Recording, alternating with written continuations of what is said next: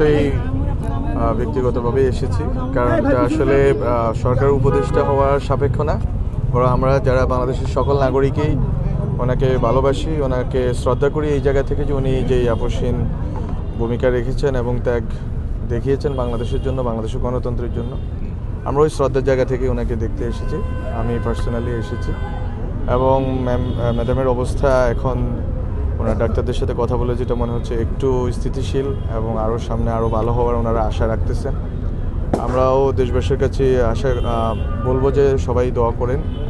Already অনেকেই অনেক programme করেছেন, দোয়া মনোজাত করতেছেন।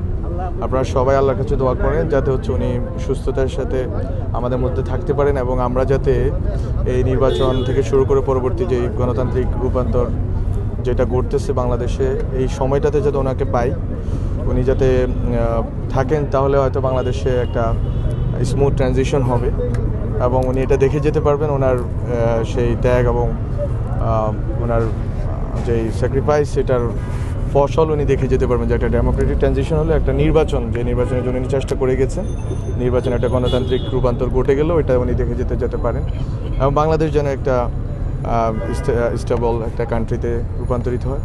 তো এই জায়গাগুলো থেকে আসা এবং আমরা এই কামনা করি এবং দেশবাসীকেও বলি যে এই কামনা করেন, আপনারা আল্লাহর কাছে দোয়া করেন উনি যাতে সুস্থ হন। আপনাদের সরকারের পক্ষ থেকে তো দোয়া চাওয়া হচ্ছে গতকালকে। অবশ্যই আমরা সবাই দোয়া কামনা করি ওনার জন্য। একটা বিষয় জানতে চাচ্ছি, তারেক রহমানের দেশে আসার বিষয় নিয়ে আমি কোনো বাধা বা কোনো অবশ্যই নেই, বিশেষ করে অনেকে বলছে যে জিওপলিটিক্যাল কিছু প্রবলেম আছে, -4 ফর্মুলা এখানে কাজ করছে, এই বিষয়ে আপনাদের বক্তব্য কি?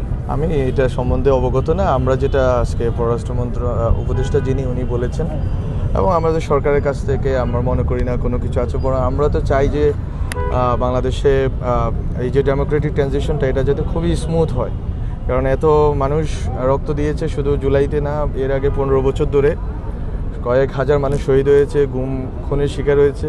ফলে আমাদের এখন একটা ডেমোক্রেটিক ট্রানজিশন দরকার এবং এই ক্ষেত্রে যত রকমের চেষ্টা সরকার করবে। এবং আপনারা দেখেছেন যে মাননীয় প্রধান উপদেষ্টা খুবই আন্তরিক নির্বাচনের ব্যাপারে এবং ওনার নেতৃত্বে আমরা আশা করি যে খুব ভালো মতোই নির্বাচনটা হবে এবং সবার অংশগ্রহণে হোক। সরাসরি কোনো সহযোগিতা করা হবে কিনা তারেক রহমানকে আনার জন্য? কেন, এটা তো বেসিক কাজ রাষ্ট্রের, যে রাষ্ট্র সেটা কেন করবে না।